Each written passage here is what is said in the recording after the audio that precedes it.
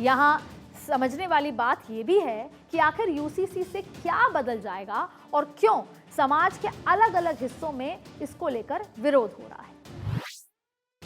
अगर यूसीसी आता है तो मौजूदा कानून जैसे हिंदू मैरिज एक्ट 1955 की बात हो या हिंदू उत्तराधिकारी अधिनियम एक्ट 1956 में संशोधन जरूरी हो जाएगा। उदाहरण के लिए हिंदू मैरिज एक्ट के सेक्शन 2 में कहा गया है कि इसके प्रावधान अनुसूचित जनजाति पर लागू नहीं होते। यूसीसी में इस तरह के अपवादों को जगह नहीं दी जाएगी। द मुस्लिम पर्सनल जो शरीयत एप्लीकेशन एक्ट है 1937 में कहा गया है कि शरीयत या इस्लामिक कानून से शादियां तलाक होगा। ऐसे में अगर यूसीसी आता है तो शरीयत कानून के तहत न्यूनतम उम्र में बदलाव किया जाएगा।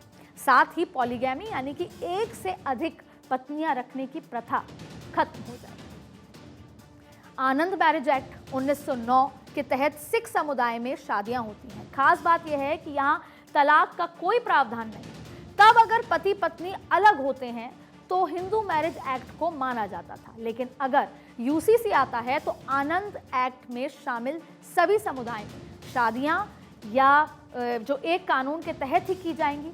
Parsi marriage and divorce act 1936 के तहत कहा गया है कि अगर कोई भी पारसी महिला किसी अन्य धर्म में शादी करती है तो वो पारसी परंपराओं से जुड़े सभी अधिकार खो देगी। साथ ही पारसी समुदाय में गोद ली हुई बेटियों के अधिकार को भी मान्यता नहीं दी जाती।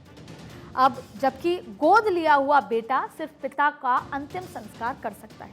अगर यूसीसी आता है तो सभी पर एक तरह का नियम लागू होंगे।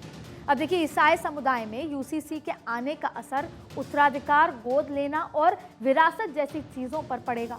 क्रिश्चियन डिवोर्स लॉ के सेक्शन में जो 10(1) जो सेक्शन है उसके तहत अगर जोड़ा अलग होना चाहता है तो उन्हें तलाक के लिए 2 साल अलग रहना ही होगा। वहीं सक्सेशन एक्ट 1925 में कहा गया है कि मां को मृत बच्चे की संपत्ति पर अधिकार नहीं मिलेगा और ऐसी संपत्ति पिता को मिलती है।